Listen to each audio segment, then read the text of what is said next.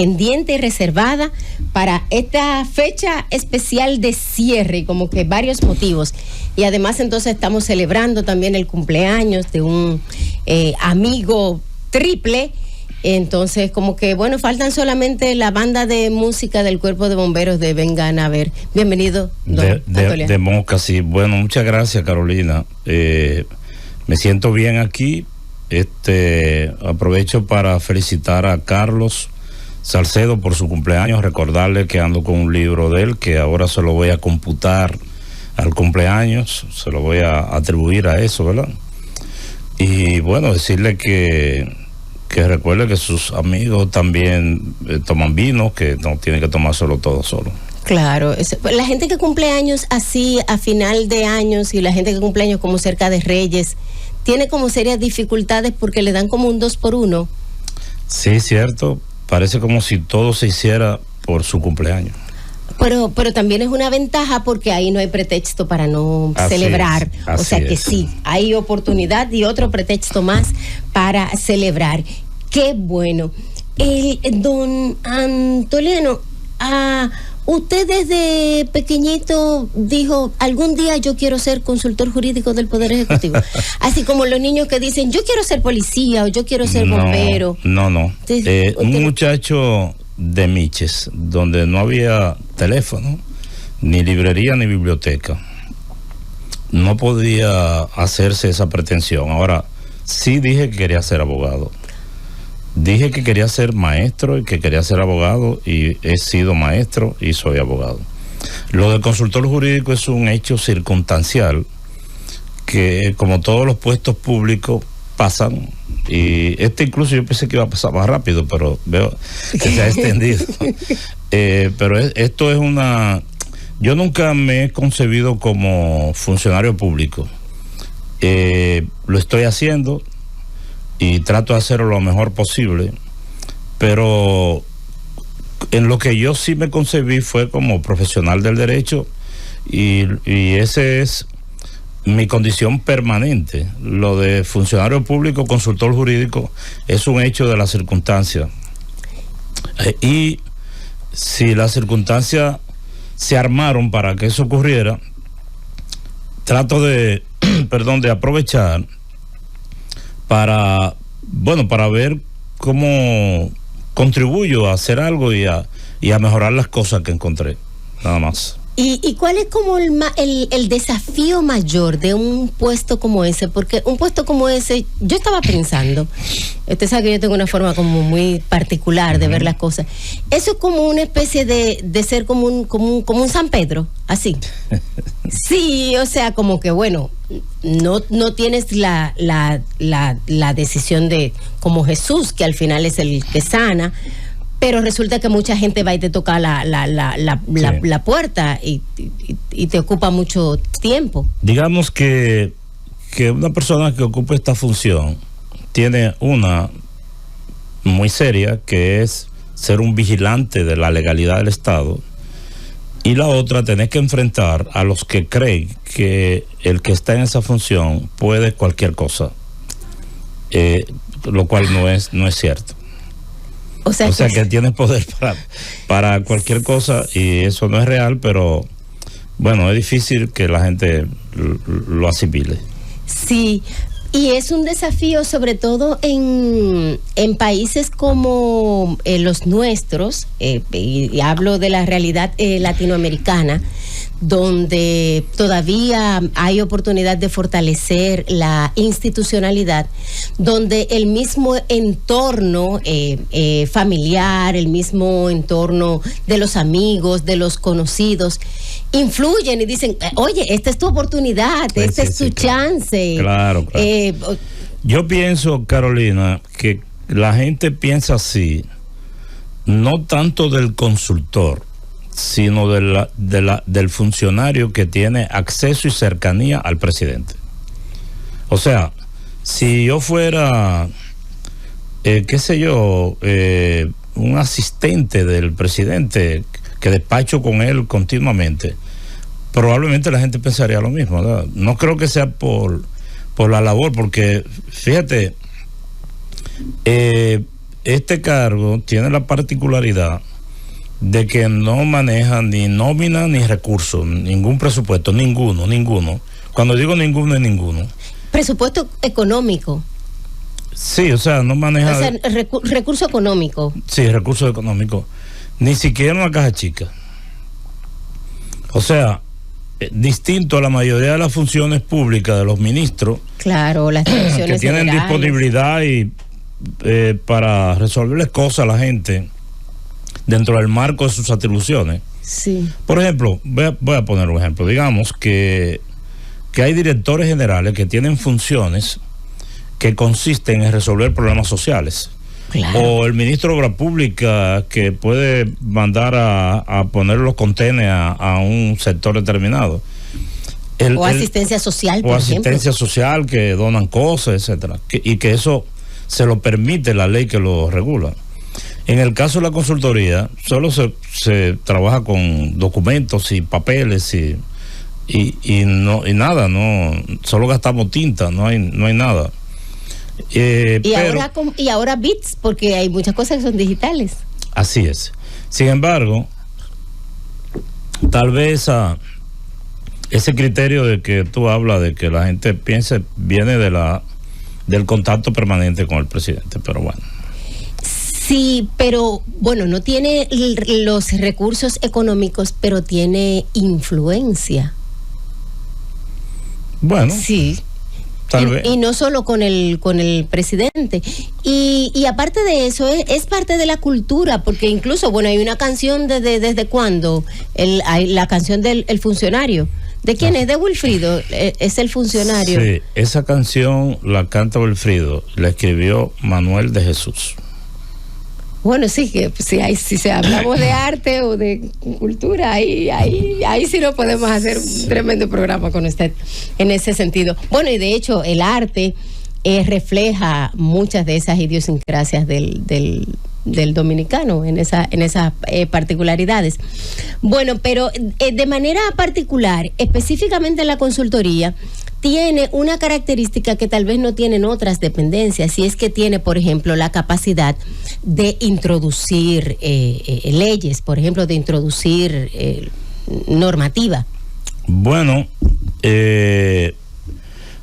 sabemos, y sé que tú lo sabes bien, pero se lo explicamos a los oyentes, que la Constitución establece quiénes tienen iniciativa legislativa. La Junta Central Electoral en materia electoral, la Suprema Corte de Justicia en materia de temas judiciales, los legisladores y el Poder Ejecutivo. Cuando decimos el Poder Ejecutivo, decimos el presidente. Ahora, es cierto que esta iniciativa legislativa del presidente, él la ejecuta a través de la consultoría jurídica. En otros países no existe una dependencia que se llame así, consultoría jurídica, pero sí existe esa función. Ajá. Bueno, yo tenía curiosidad en ese punto, y de hecho era una de las preguntas, porque este programa se caracteriza por eso, por ser bastante didáctico, que en otros países, ¿cómo se llamarán los homólogos?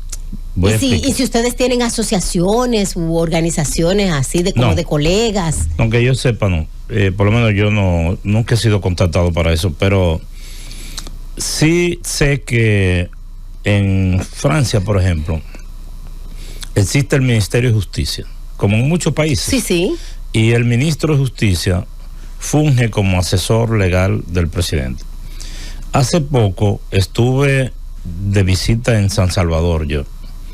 Y ahí conversé con el ministro de Justicia de San Salvador, y él me decía que existe en el gobierno del Salvador una oficina que se llama Secretaría Jurídica del Presidente, que es como la consultoría jurídica. Okay. Sin embargo, el Ministerio de Justicia trabaja proyectos de ley, pero tienen que pasar todas por la Secretaría. Por esa Secretaría que la revisa igual que como aquí lo hace la consultoría.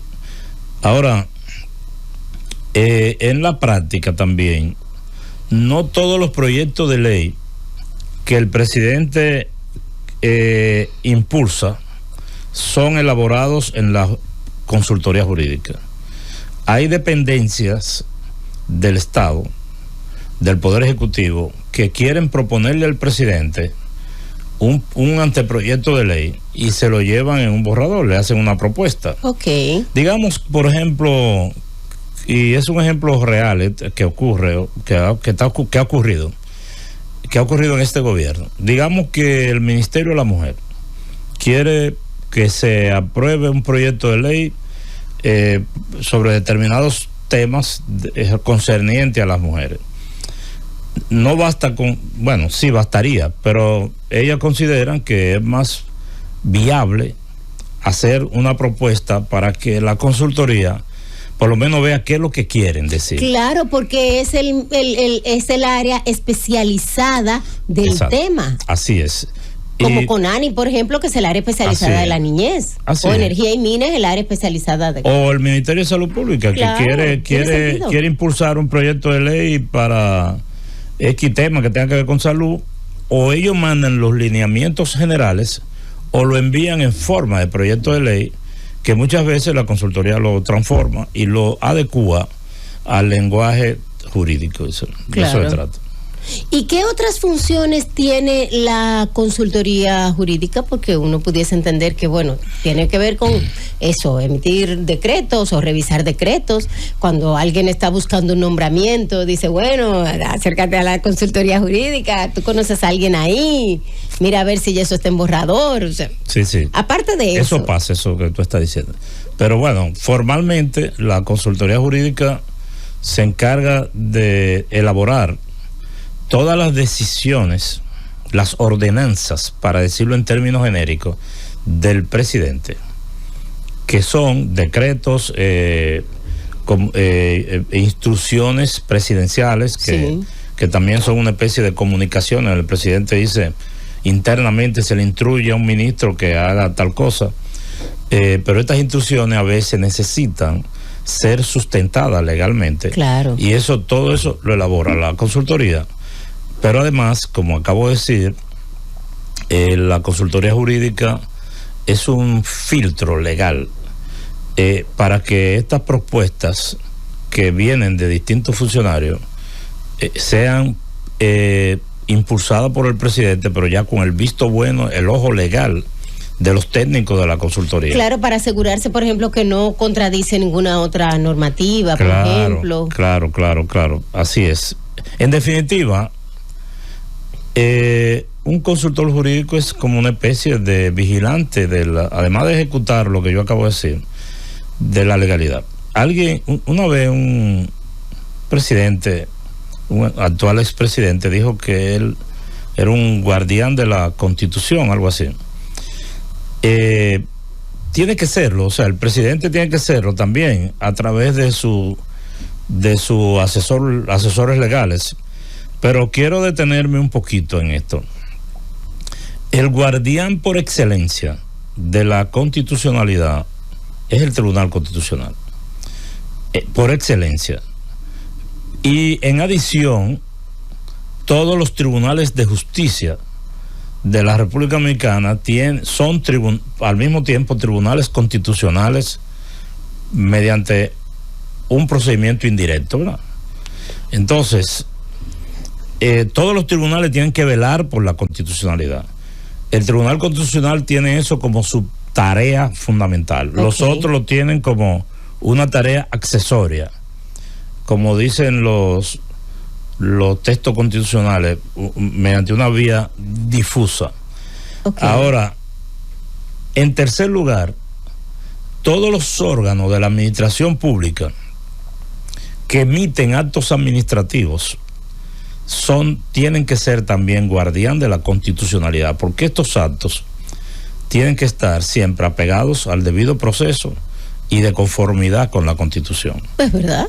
De manera que todos los que ejercemos estas tareas somos guardianes de la constitucionalidad y de la legalidad del Estado.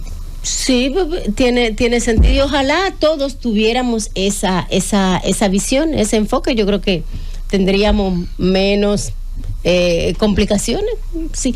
Y la parte, por ejemplo, de la Gaceta Judicial, que la ciudadanía común, el ciudadano común, no tiene, por ejemplo, mucha idea de cómo funciona eso. Sí. Resulta que está legalmente establecido que las leyes y las resoluciones y los decretos son ejecutorios, o sea, tienen validez plena cuando se han hecho públicos. Pero algunas personas creen que esta publicidad es cuando sale en el periódico. Impreso. No, cuando salen como noticia, y eso puede salir o no salir. La publicidad de estas normas es a través de la Gaceta Oficial. Entonces, el consultor jurídico es el director de la Gaceta. Exacto. Y la Gaceta no tiene una periodicidad determinada, o sea, no sale semanal, ni como un periódico, ni mensual. La consultoría es como una industria que está moliendo, están saliendo decretos, están llegando leyes para ser promulgadas, inmediatamente hay una cantidad de instrumentos de estos documentos que necesitan publicarse, hay que publicarlo. Incluso hay algunas resoluciones del Congreso que tienen que ver, por ejemplo, vamos a poner con préstamos internacionales del Banco Mundial o algo así. Hasta que eso no sale publicado en la Gaceta, ellos no ejecutan los desembolsos. Exacto.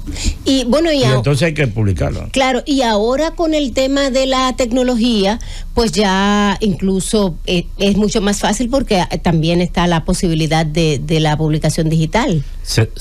La Gaceta se está publicando también de manera digital. Sí, es lo que digo, que ya no hay que esperar como antes, que tenía que haber una publicación impresa.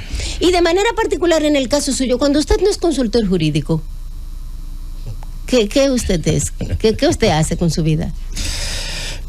Bueno, yo no tengo muchas cosas que hacer porque es que casi siempre soy consultor jurídico.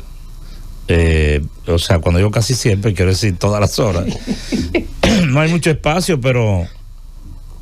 Es que yo lo veía como una persona como normal, o sea, yo lo veo como uno de los funcionarios que no se creen funcionarios. Así es. Entonces, le agradezco mucho eso, porque me agrada esa imagen. No, es que, o sea, yo me lo encuentro comprando pan, o sea, como que normal. Sí, compra pan, compra piña. Sí.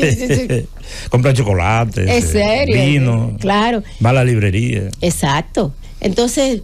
No tiene guardaespaldas. O por lo menos no que parezca. No que parezca. Sí, saludos a los que ven, no, porque hay que informarlo, así sí. Por lo menos no que parezca. No que parezca. Entonces, yo pensaba que usted me iba a decir como que no, sí, yo hago muchas cosas, pero... No, yo trato de hacer algunas cosas, la vida cotidiana de cualquier ciudadano, ¿verdad? Relaciones familiares, tengo incluso ahora unos nietos que a veces debo dedicarle tiempo, no tengo todo el que quisiera para dedicárselo, son bastante pequeñitos, pero tengo amigos, me gustan las tertulias, las conversaciones inteligentes, con gente inteligente. También a nosotros nos gusta hablar con gente inteligente, a lo que no lo somos tanto. Y bueno, a veces también hasta si encuentro cómo me divierto, o sea que como cualquier ser humano normal, como lo que soy, ¿verdad? Porque yo sé que usted escribe, lee. Bueno, aquí te traje, Carolina, este libro que no es un libro nuevo, es una nueva edición, reciente, digamos, una segunda edición. Y lo traje aquí porque, ¿sabe por qué? ¿Por qué? Porque cuando ese libro salió, Carmen Inver me dijo, ven por aquí a promover el libro, y yo nunca pude venir. No era en esta emisora, y yo tenía esta deuda con Carmen. Era en el piso de abajo. Probablemente, yo nunca vine. Sí. Bueno, entonces, yo no vine a promover el libro. Este libro ya es viejísimo y se editó hace poco y mucha gente lo conoce. Precisiones jurídicas y otros temas, de Antoliano Peralta Romero. Pero para leer este libro se precisa distinguir entre tamaño y grandeza. Sus páginas registran noticias tratadas con agudeza e inteligencia, tanto en el ámbito jurídico como en el ámbito de la microhistoria, sin olvidar las ocurrencias de una cotidianidad que se ofrece viva y afanosa. El autor pone en marcha una cruzada en defensa de la lengua como si la supiera amenazada, como si estuviera notificando de su muerte inminente. Así, la palabra surge precisa, descriptiva y filosa, como saeta llamada a podar las malezas del lenguaje. Se trata de un ejercicio de comunicación limpio, pedagógico, hermoso, que a la vez se me ocurre valiente. Entre las noblezas del texto, asalta su naturaleza politemática, propia de un magisterio poseído por la prisa de enseñar, un magisterio que se revela mágico cuando coloca al lector frente a la oportunidad de conocer las interioridades del supuesto de la ley, o bien la historia contada en un santiamén, librándote de la tarea a veces áspera, brumosa, de entrar en las vecindades del colofón. Ese fue un comentario de Daniel Beltré López, del Poder Ejecutivo de la República Dominicana. Y estuvimos en el bloque pasado hablando de precisiones jurídicas y otros temas.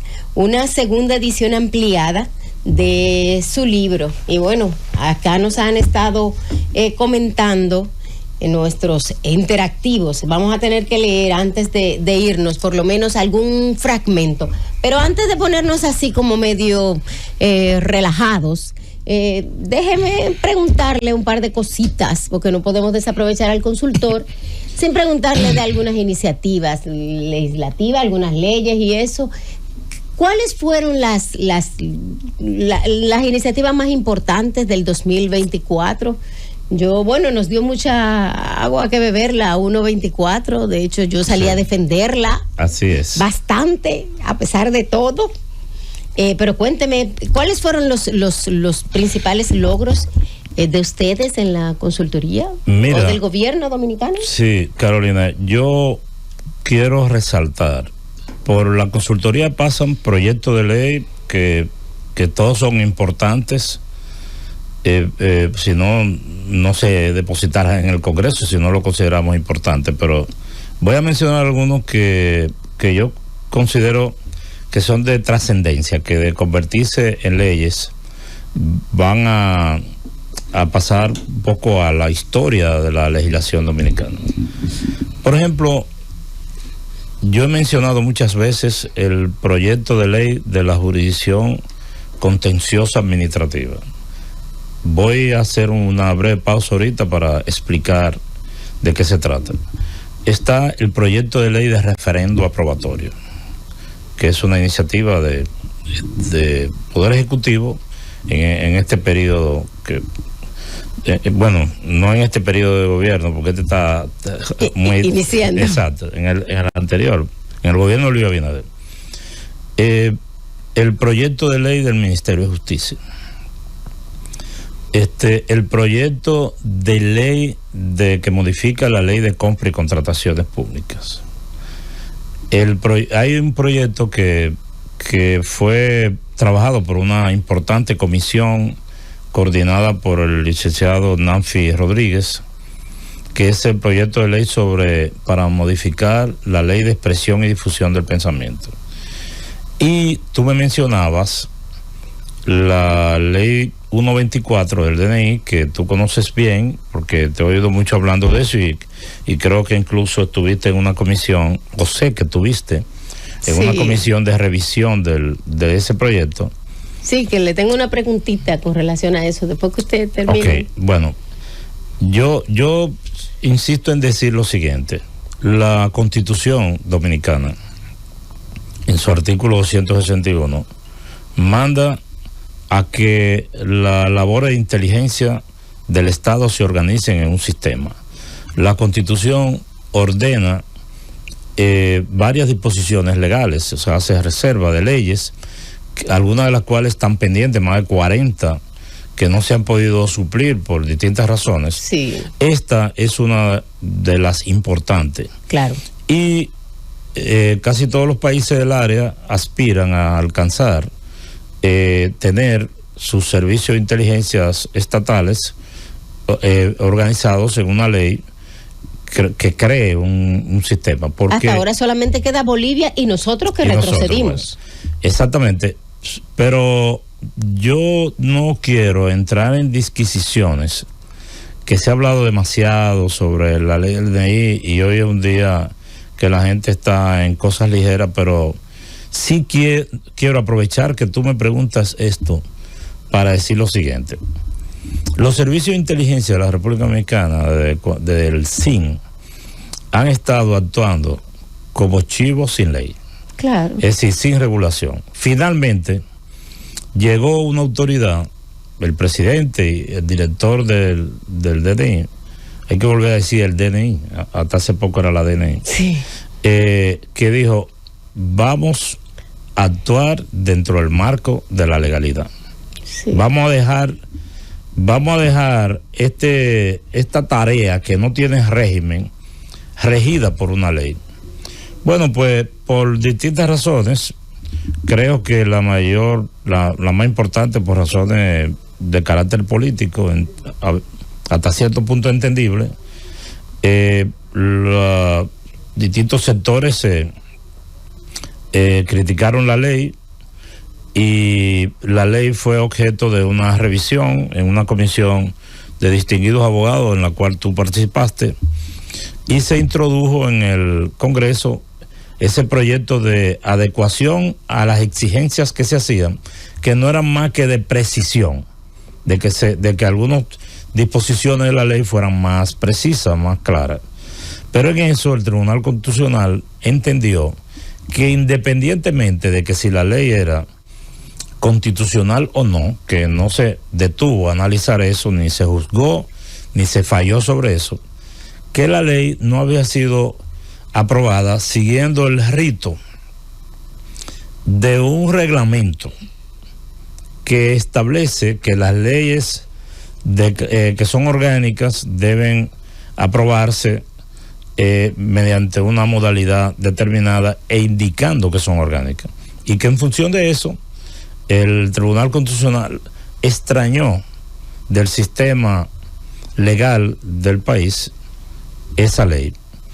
Ahora lo que queda es volver a aprobar la ley, primero con las observaciones que se habían hecho, los ajustes que le había hecho la comisión y con la exigencia del Tribunal Constitucional para que sea una ley que cumpla primero con las precisiones exigidas por la sociedad civil y segundo con la denominación de ley orgánica requerida por el Tribunal Constitucional. Pero ¿se requiere una ley orgánica para el Sistema Nacional de Inteligencia?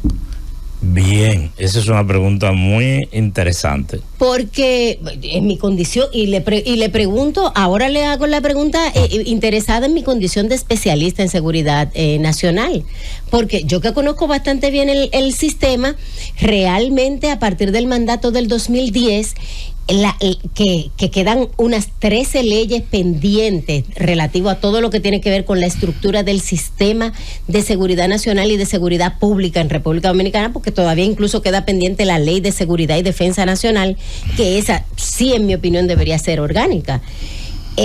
¿Cuántas leyes orgánicas entonces deberíamos tener en todo ese sistema?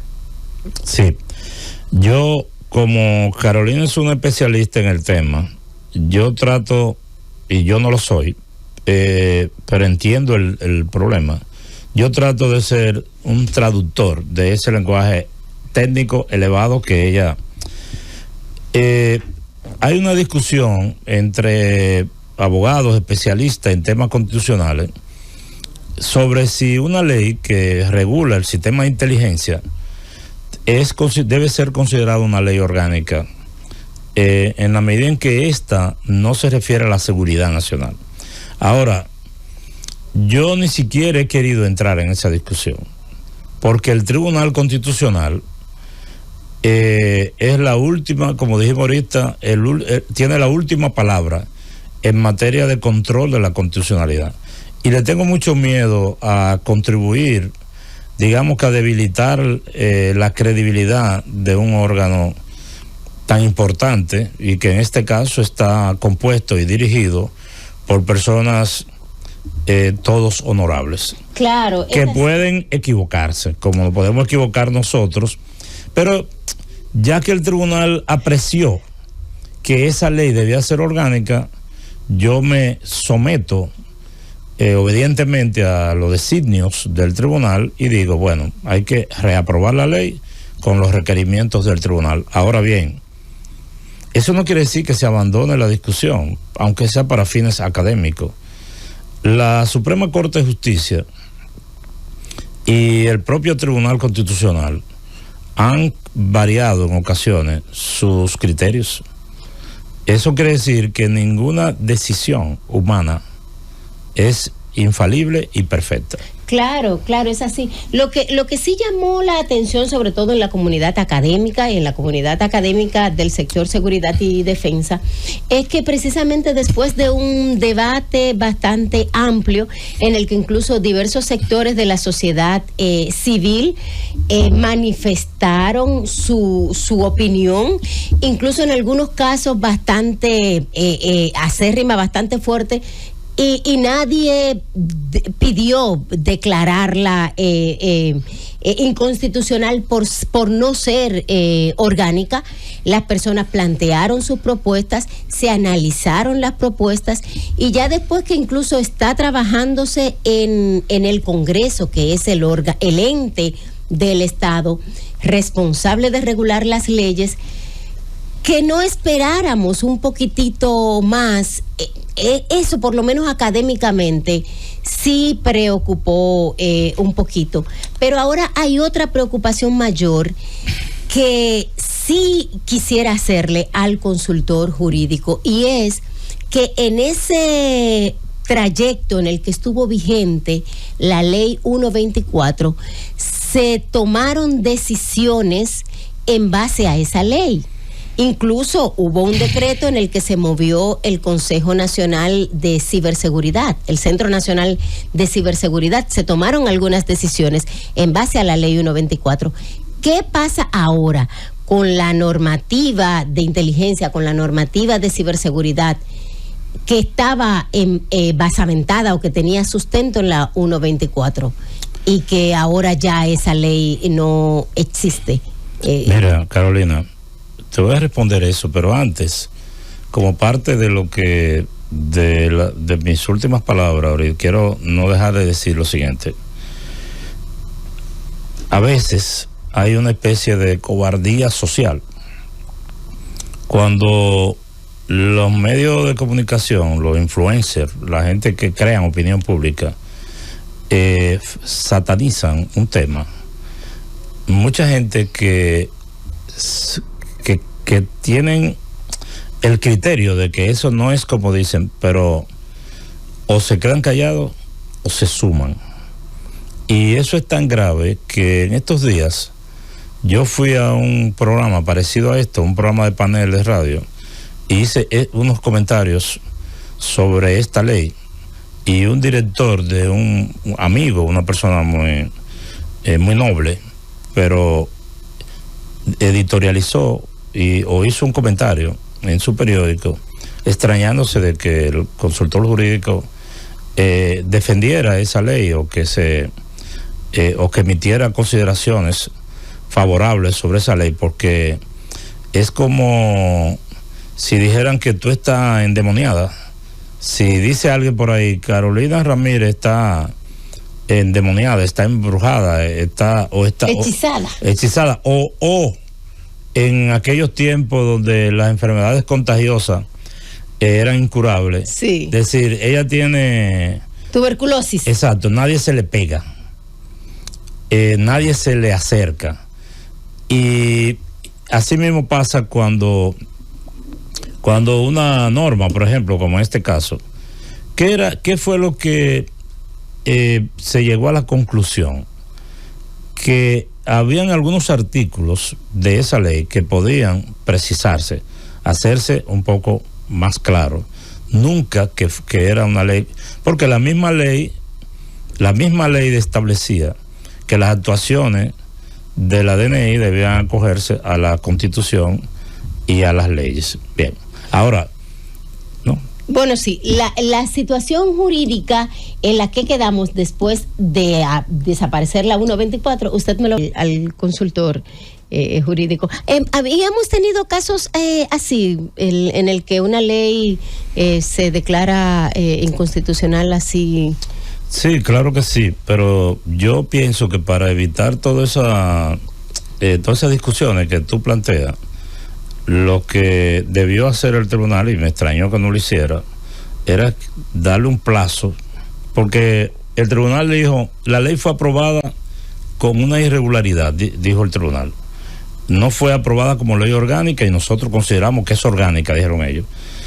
Paralelo a eso, casi junto, se anuló la ley 10-15, que es una ley que modifica el Código Procesal Penal, pero le dieron creo que un año de plazo. Se le da un tiempo para que se pueda. El tribunal normalmente da un plazo y la ley sigue vigente y no crea los trastornos y las dudas y las discusiones que se están creando ahora. Lo normal, lo correcto era que lo deseable era que le hubiese otorgado un plazo para que el Congreso hiciera lo que el tribunal está requiriendo que hiciera. Entonces, con esta lo que hay que hacer es entonces reintroducir otra sí, ley. Ya se está trabajando. Con las modificaciones. Sí, se va a hacer. Y asegurarse entonces de cumplir todo el rito que exige el reglamento. Ok, perfecto. Bueno, y que entonces ahora ya se cumplan todos los procesos, que se lea todo lo que hay que leer, hablar entonces con los legisladores y socializar todo lo que haya que socializar. Yo tengo la esperanza de que se apruebe cuanto antes para que la República Dominicana entre dentro del ciclo de los países que tienen organizado su sistema de inteligencia. Qué bueno, eso ya por lo menos uno se va con un buen sabor de boca, ya uno no se va así como con el corazón arrugadito. Y las demás leyes, por lo menos la de seguridad ciudadana, el Ministerio de Interior y Policía, que no tiene ley. Hay un proyecto de ley de Ministerio de Interior y Policía que incluso le cambia la denominación como Ministerio de Seguridad Ciudadana, que precisamente comenzamos este programa saludando a Carlos Salcedo, y él fue de la persona que trabajó en el proyecto, también en el Ministerio de Administración Pública y la consultoría. De manera que yo espero que pronto eso esté depositado. Pero hace pocos días, y ya sé que se nos acaba el tiempo, en una iniciativa común del Ministerio Público y la consultoría se depositó un proyecto de ley para prevenir el secuestro, un proyecto de ley para el crimen organizado, sancionar, un proyecto de ley para la violación de propiedad. ¿Y el de seguridad privada? ¿Se estará retomando? Porque queda pendiente el de seguridad privada, está el de alcohol, el de la modificación de armas. Yo creo que, bueno, a principio de año usted va a tener como que venir entonces con un inventario de... Prometo eso. Sí, yo creo que sí, que ese es el compromiso. Bueno, entonces, ahí, mira, sí, vienen, usted tiene hasta fans y todo eso, que vienen a tomarle fotografía, eso está muy bien. Bueno, antes de irnos, están pidiendo que por favor nos comparta algún fragmento de su libro Precisiones Jurídicas. Entonces, ¿con cuál nos va a despedir? Vamos a leer esto que dice Neruda, Picasso y el canto general. Adelante. Dice, aún el mismo Pablo Picasso no podía imaginar al momento de recibir aquel ejemplar del canto general de manos de su autor en aquel grandioso acto en París, lo que más tarde sucedería. Siendo senador, Pablo Neruda hubo de entrar en clandestinidad acosado por la persecución política.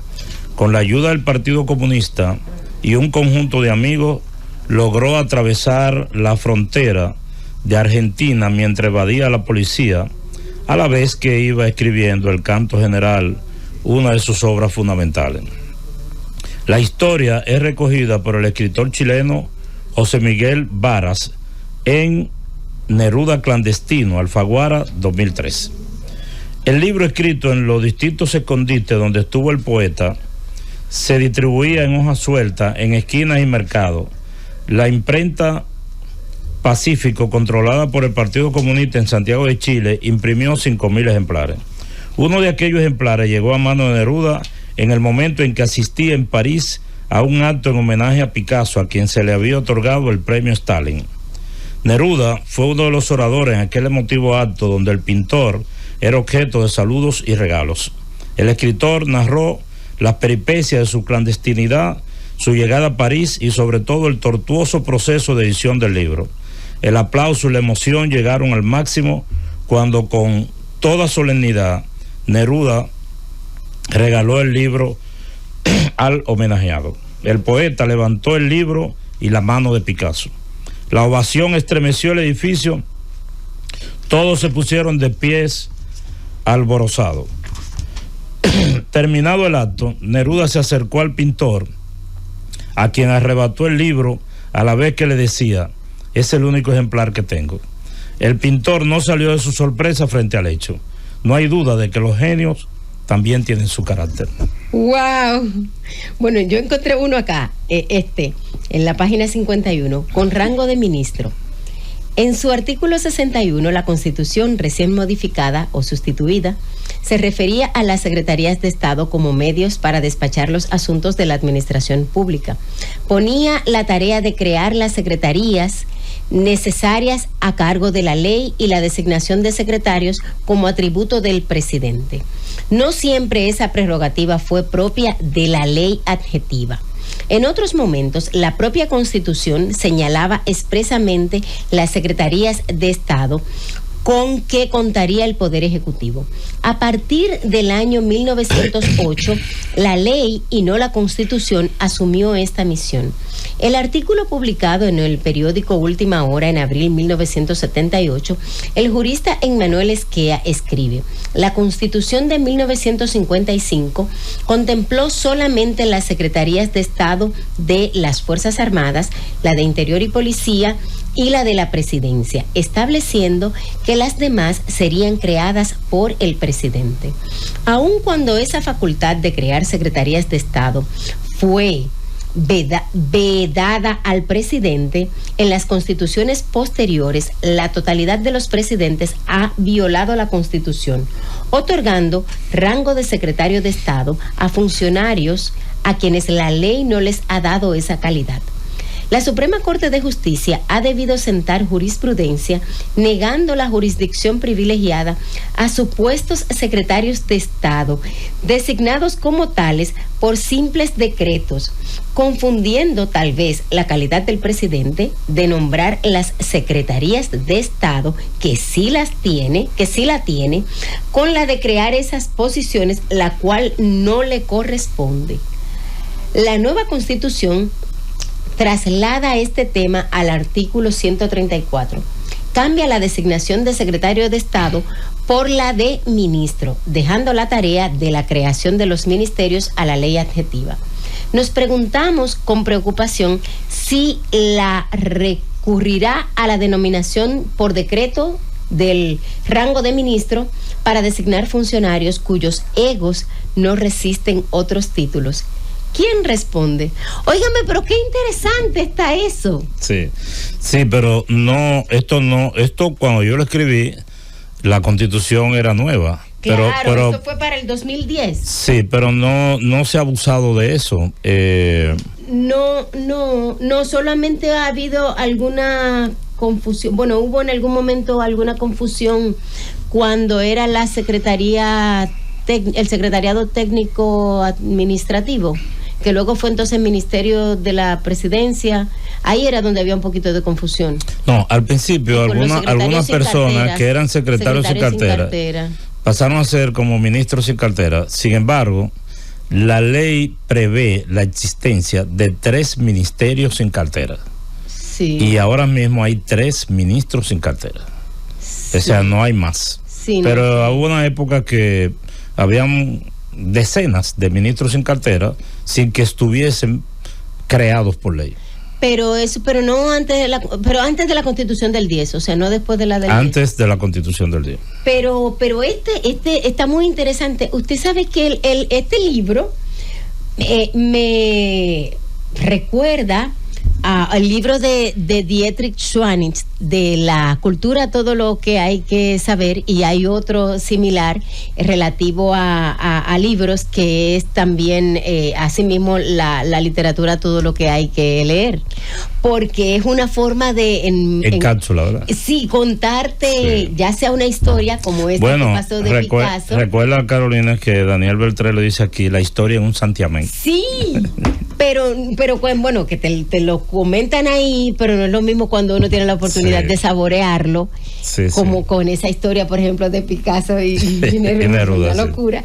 Y este fragmento, por ejemplo, que es algo totalmente diferente, pero en el que te cuentan esta situación de la diferencia de las secretarías de Estado y los ministerios, que mucha gente no comprende la diferencia. Y mire, como en un santiamén, para terminar este programa, aprendimos, como decía don Jackie Núñez, del Risco Cultura con sabrosura. Y qué manera más agradable de terminar el año. Muchas gracias. De veras que muchísimas gracias por acompañarnos. Esto pasó rápido, bien. Sí. Y bueno, el compromiso de venir a principio de año con ese checklist de las leyes, especialmente las que tienen que ver con el tema de seguridad pública y seguridad nacional. Y a ustedes, quédense ahí porque ya llegaron los muchachos que estábamos esperando, los muchachos del gobierno de la tarde.